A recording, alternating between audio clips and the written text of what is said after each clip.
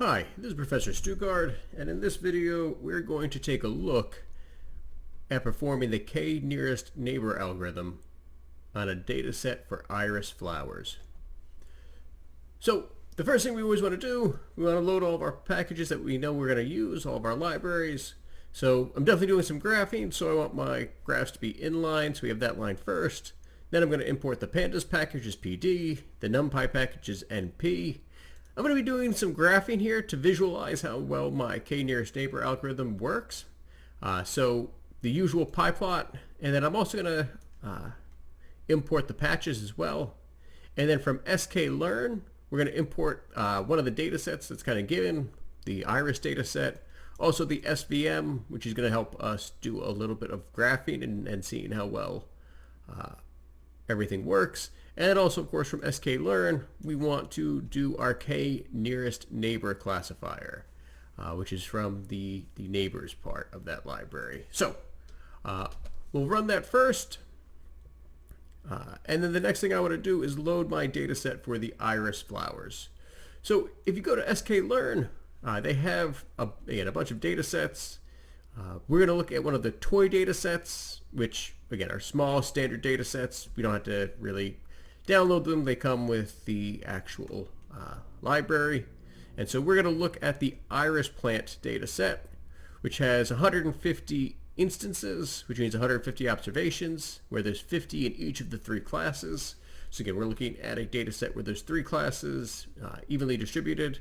Again, fairly small data set, but that'll make it very nice for us to be able to kind of visualize and graph. There's 4 attributes, attributes being the features. So our features are the 4 numeric attributes, which are sepal length, sepal width, petal length, and petal width. And then our classes are going to be our targets, where there are 3 different types of iris flowers: the setosa, versicolor, and virginica. So we see kind of what the data set might look like. There's no missing attributes. It's evenly distributed, 3 for each class. The creator was R.A. Fisher, and Fisher is a fairly famous figure in the history of data science and data visualizations. And so, again, this is, like I said, fairly famous. It's taken from his own papers. 3 classes, 50 instances each. And this was, again, he published this back in the multiple measures of taxonomical problems. Again, basically trying to see if we can classify different irises based upon their different characteristics, that he published back in 1936. So again, this is a fairly famous data set. You can also take a look at the documentation at sklearn for loading iris, where, again, it kind of helps us figure out that we load the iris 3 classes, 50 samples per class for 150 total. The dimensionality is 4. Again, that's how many features we have. All the features are real numbers and positive, which again makes sense given our variables. And then again, we can see a few other things about what we can do with the actual kind of formatting the data set here. All right, so again, I want to load the iris data set, so here's my code for that. Let's make sure we run that. And then we see down here that we want to define our features and our target. So I'm actually going to add another cell here, because what ends up happening is that with this data set, it's already split with the features and the targets for us. So for example, let's say I want to do, let's use the panda function. So pd.dataFrame, and we're going to apply that to our data, where it is iris dot the data that we're going to use. And this way we can kind of visualize what our data set looks like. Again, we see we have our 4 different variables, right? Indexing starts at 0, 150 observations, and again, it's just numeric, so it doesn't even, it's going to be very convenient for us to graph these, because again, they're all, like I said, numeric. And if I want to check it out, the target, I can check that out as well and see that again, they're all classified either as 0, 1, or 2. So the targets are actually numerical, even though they stand for the different types of flowers. So, all right, so I don't really need that in my code. That's just to help me look at it. Now, to visualize this, I only want to visualize in 2 dimensions. I want to make a scatter plot of 2 of the variables. So I'm going to define my features, and I'm just going to use the first 2, just the first 2 columns. So X, and again, we're going to use capital X because it's a matrix of our features. It is more than one dimension there, and so iris.data, and again, right, that's where the features are stored. And again, I want to just take the first 2 features, which is what that part of the code means. And then y, my lowercase y for my targets, which is just a vector. Again, I want to store as just, well, y. I could use, like I said, I could type in iris.target and iris.data, but this is going to help me actually kind of streamline my code a little bit later. It fits with conventions where, again, our features are the capital X, and then y is our actual target, what we're aiming to look at. So I want to graph my data first, make sure that there's some sort of pattern that could hopefully be captured in an algorithm. So I'm going to assign the colors red, green, and blue. Again, we could switch this up if we wanted to. And what I need to do is assign those colors for the different targets. So I'm creating myself a for loop here in this line. So for color, and our counting variable is going to be I. Our target in colors, so again, our defined red, green, and blue, will be mapped to 0, 1, and 2, given the iris target names, which again was part of the documentation, right? Our targets are just 0, 1s, and 2s, but there are names associated with that. And then I'm going to plot my scatter plot for my X, where I'm looking, and again, my Y value is going to be the target, and it's going to go through for each of those numbers, 0, 1, and 2. And again, color, color, label, label. And then again, I'm going to also put labels on my actual graph. So I want to plot my X label. These 2 variables are the sepal length and the sepal width. And then I'm going to create myself a legend to make sure it looks nice, and my title and show. So again, just running that code. X is not defined. Oh, I got to make sure I run my code here to define my features and my targets. Now it's stored. Now I can run it. Good. And I have my scatter plot. So we can see that there's definitely a good pattern here with the red. That's definitely all grouped together for the sedosa. The green and blue, there's a little bit of overlap, but it definitely seems like there is some patterning to it. It seems like the blues are more towards the upper right. The greens are more towards the lower left. And we're going to see if we can kind of hopefully capture that pattern and be able to predict what type of iris this is based upon its characteristics of its sepal. All right.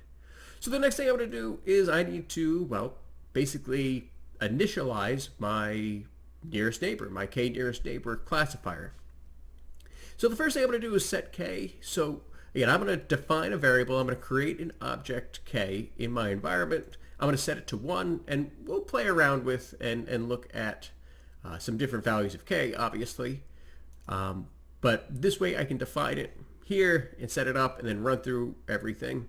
And what I need to do, though, is initiate or instantiate my learning model. Basically, I need to create a name to use for this model. And so KNN, and again, that's my k nearest neighbor classifier, which was obviously imported from my sklearn package. And the number of neighbors is going to be equal to k. So I could define it inside the function here, but it's going to be better, I think, to actually set k as a variable, because then we can pull it back later. It's going to help with the reproducibility of my code. So that runs the k nearest neighbor algorithm, and then k nearest neighbor, again, that's my function, and I want to fit it to, well, my features and my target. So I'm going to run that code, and we see our output. We ran the k nearest neighbor classifier where the nearest neighbors was equal to 1. That means when we run our algorithm, it's only going to look at the one nearest neighbor and make its prediction that way. So you may say, wait a second, Mr. Stugard, we already ran our model, but we never set aside our testing data. Right? We said all the data is our training data, but we didn't set aside testing data. Well, the reason I did that is because, again, we have a data set where there's really only 150 values, which is fairly small. So what I want to do for this one is I'm going to actually end up using k-fold cross-validation later on to see what the best value of k is going to be. So I don't need to set aside necessarily my testing data, and well, maybe I should. But to create this model, we're just going to, do a bunch of validation. Now, using my training data, I want to see what the predictions would be for each individual point. So the way I'm going to do this so that I can see it visually is I'm going to set up what's called a mesh grid. So a mesh grid is just a rectangular grid of values that are going to basically be scattered across our plot. And what we're going to do is in each subdivide part of my mesh grid, so again, we have my rectangular plot, it's going to be subdivided into different parts. I'm going to predict, based upon the k-nearest neighbor algorithm, which category, which class each of those points would end up being mapped to. And again, maybe when we do the visualization, it'll make a little bit more sense. So the first thing I want to do though for my mesh grid is I want to set up my xmin and xmax.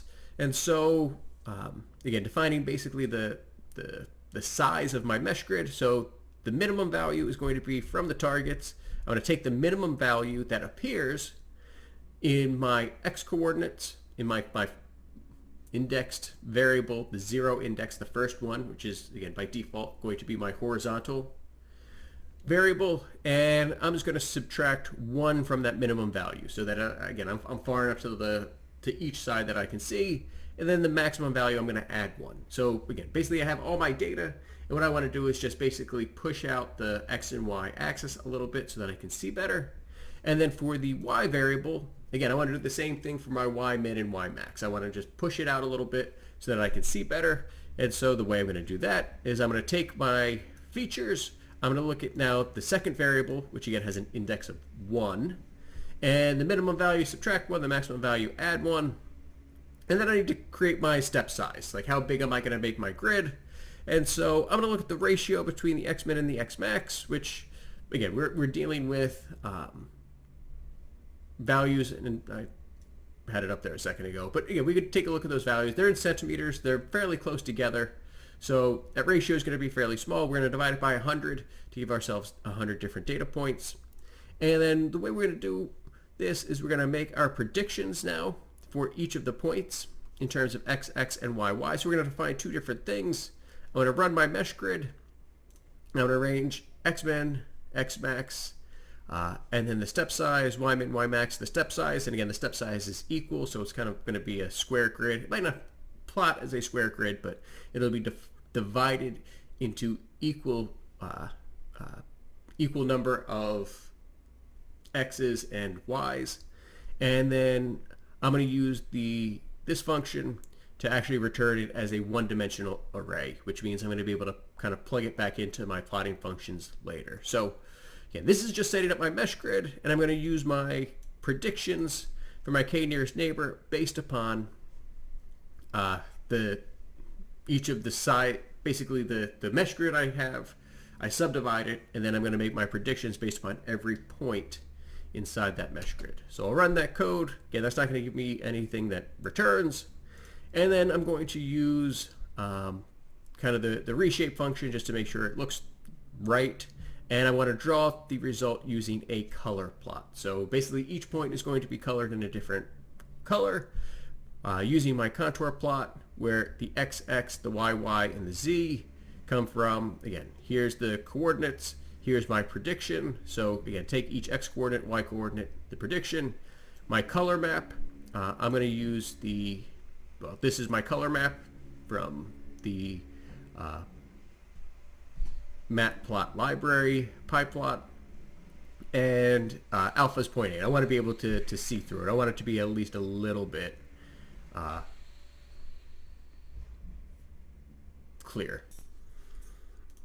And then on top of that, I want to replot my training point. So I'm going to replot this graph on top of my predictions, where again my predictions were for the k nearest neighbor, and I want to print what my predictions are going to be on my graph too. So let's run that code there.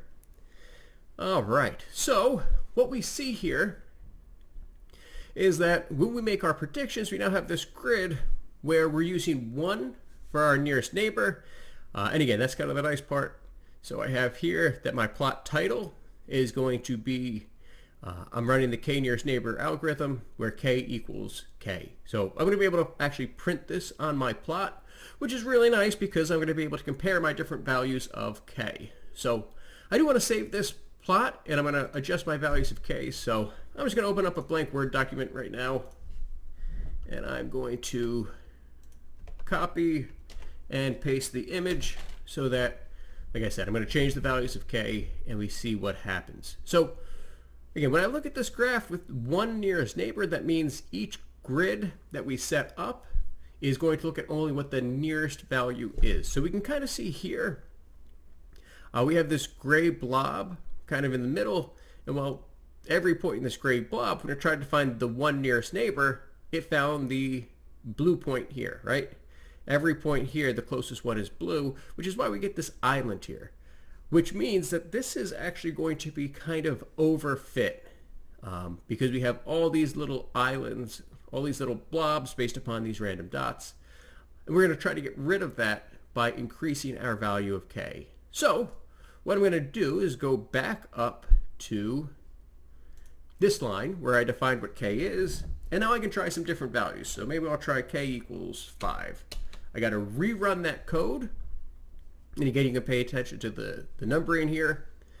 So I ran the code, we'll rerun the predictions, and then we'll rerun the graph. And by rerunning those 3 codes, so now I have my graph, my k nearest neighbor is 5. Again, that's really nice that we can see it there. And we can see, oh hey, that blob went away because when we look at the 5 nearest neighbors, well, there's only one blue, so no matter what, it's going to be outvoted. Whether it's closer to these reds, it'll be outvoted by the reds, or if it's closer to the greens, it'll be outvoted by the greens. We still have, again, some weird islands here. It's not perfectly, I guess, contiguous here, but that's not too bad.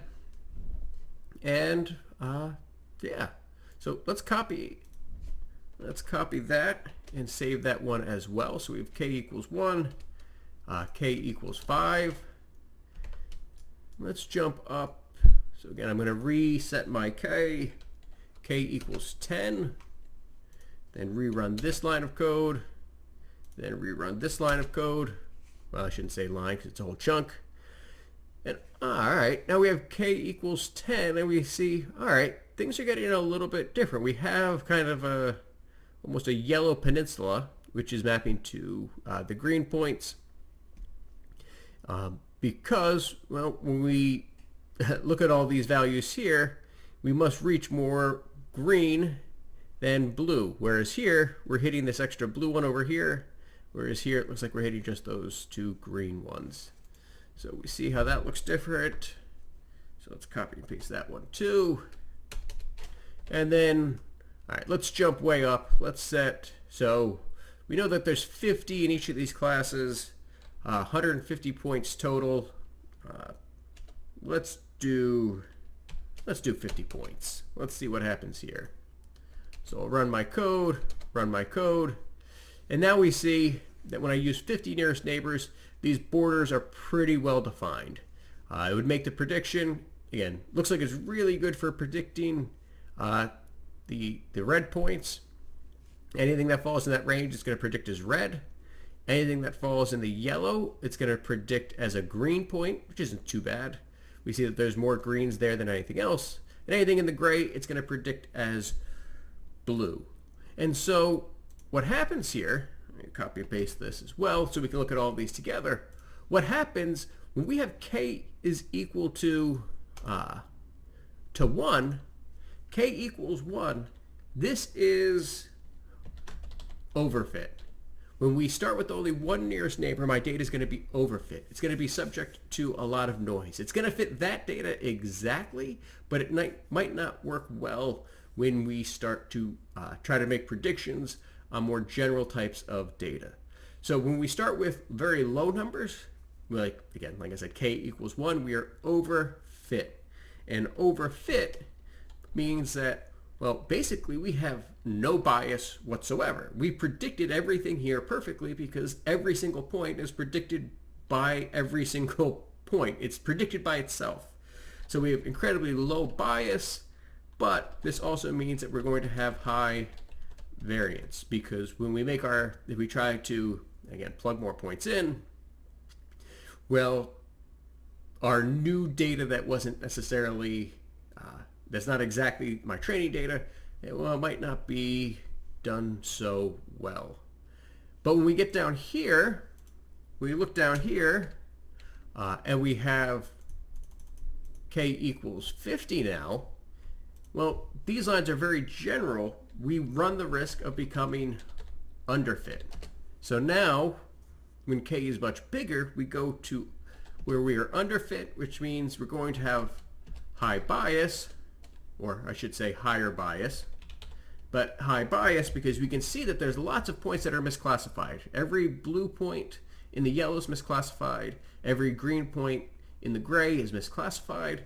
But it definitely is going to have low variance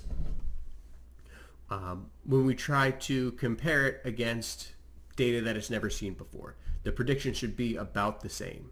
So small k, overfit, low bias, high variance. High numbers for k, we have underfit, high bias, and low variance. So what we want to do is try to find that sweet spot. What is that number between 1 and 50 that's going to actually give us the best possible result? Well, this is where the k-fold cross-validation is going to help us figure out what the ideal value for k is. So I'm going to import from model selection the sklearn package again, right, which has all of our modeling functions that we need. We want to use our cross-validation score function. So I want to import that. Now, before I can do that, I need to create a blank list that's going to hold my cross-validation scores. So I'm going to call it CV underscore scores for cross-validation scores. And again, it's just going to be an empty list for now. We're going to populate that list, but again, we need to create it. We need to create the instance of it so that we can use it and fill it up later. Now in this case, I'm going to use every feature. I'm going to use all 4 variables. I could change that if I wanted to. I could change it to just the 2 that I'm looking at. But again, in this case, I don't necessarily have to visualize points in 4 dimensions. I'm just trying to find out what's the best number for k. So I'm going to use all 4 of my features. My targets are still my targets. So again, all that's, I'm just resaving over my x and my y. I want to define the number of folds. It needs to be smaller than the number of observations, which I think should seem pretty obvious. So I'm going to just do 10-fold a 10-fold cross-validation. Again, that's going to divide each of my data sets up into 10 different folds, run through the data 10 times, and then calculate what is the average classification, what is the average accuracy, I suppose, of running through the 10 different folds. So what I do want to be careful about, though, is I need to make sure that my list for k, when I run through all of my different possible values for k, for my k nearest neighbor, instead of, again, be careful, right? We use k a lot. I'm using k folds for the k-fold validation. But now when I'm doing my k for my nearest neighbors, I don't want it to be an even number, right? I can't have an even number because then I might have ties. And so this way, this little bit of code gets rid of all of the evens. So again, it avoids my ties between 2 different classes. And then I'm also going to remove every multiple of 3 because I have 3 classes and I don't want any 3-way ties either. I don't want to confuse my validation thing with ties. So I get rid of the even numbers and the multiples of 3. And now I'm going to actually perform my my k-fold cross-validation. So for k, and again, that's the value k that I've already defined, which in this case, I guess was, right. Yeah, for k, where, again, k nearest neighbors, I'm using my k here. It's going to run through all the different values to find me the best value of k. So again, I'm kind of redefining it there. And then I'm going to perform my cross-validation, that's what this code is, and return the average accuracy. So the scores, I'm going to run my function, the cross-validation scores, using my k nearest neighbor algorithm on my features, my targets, CV, my cross-validation, that's going to be the number of folds, my scoring, I want accuracy. And so you can actually choose different metrics for your cross-validation. I'm using, well, accuracy. How many did it get right? The mean is going to be the scores, and I'm just going to find the average. And then so my blank CV scores that I created up here, I'm going to append it. So which means I'm going to add a line each time where I put the mean of the mean scores and then print out K, what my value of K was plus the means. So again, there's a lot going on here. I provided all of the code for you. Take some time to read through it so that you can make sure you understand it, so that you can read the code, right? With any language, you need to be able to read it and write it. And typically we read before we write. So do your best to try to understand what the code's doing. And I can run my code here and I see that, all right, if I do K equals 1, my accuracy is 0.96. K equals 2, my accuracy drops down to 0.95. Then we have 0.96, 0.96, and again, it goes up and down, and it runs through, and it's going to pick it all the way up to 134. And so again, this is my accuracy rating. Right here, this is my accuracy. How accurate am I given my different number of nearest neighbors to use? All right, well, accuracy is great. I'm going to actually switch it around a little bit and calculate the misclassification error. So that's going to be 1 minus the accuracy, right? That gives me my error, right? It's the complements there, right? How many times is it accurate? How many times is it wrong, that error? They're going to be complements of each other. So I'm going to graph that instead. And I want to determine the best K. So I'm going to find my optimal value for K and creating a brand new variable. And that is going to be the minimum value of my error. And then I can actually print out the optimal number of neighbors. I'm going to actually create some functions that actually print out exactly what I want the answer to be, which is really nice because, again, that makes my code much more reusable. And then I'm going to actually plot my misclassification error as well. So I'm just going to use a plot. So KS, how many Ks did I use? What was the error? And then, again, my X label, right? The number of neighbors I used, that's my KS. Y is going to be my misclassification error right there. And then I show it, so I graph. And so it ran through, which was the most accurate? Well, the optimal number of neighbors is going to be, in this case, 13 neighbors. And so we see here that the minimum here, the minimum error, which is, again, we're looking at the minimum, is going to be here at 13. So that's the best possible choice. Anything less than that, we get a little bit more error. Anything more than that, we start increasing our error. And then there's a huge jump right here. It looks at around 90, where the error just kind of goes off the charts because, well, we start including more neighbors than would be useful. So looks like the optimal number is 13. I can go back up here, set K equal to 13. And again, just remember that this graph is only going to be for the first two, which actually I better go back and reset what my data is so I can look at it. Again, I only want the first two features. K equals 13. We'll run that again. We'll run the mesh grid to set that up, run this code. And so we have K equals 13. This is the best way to classify with the minimum number of errors. And again, we saw some little islands in there based upon the two variables. But for all four variables, this is clearly going to be the most efficient way to categorize this data. All right, so take your time, read through the code. Again, try to understand what's going on here. I did my best to explain it. If you have questions, though, please let me know, and I will try to help you out. And as always, take care of yourselves.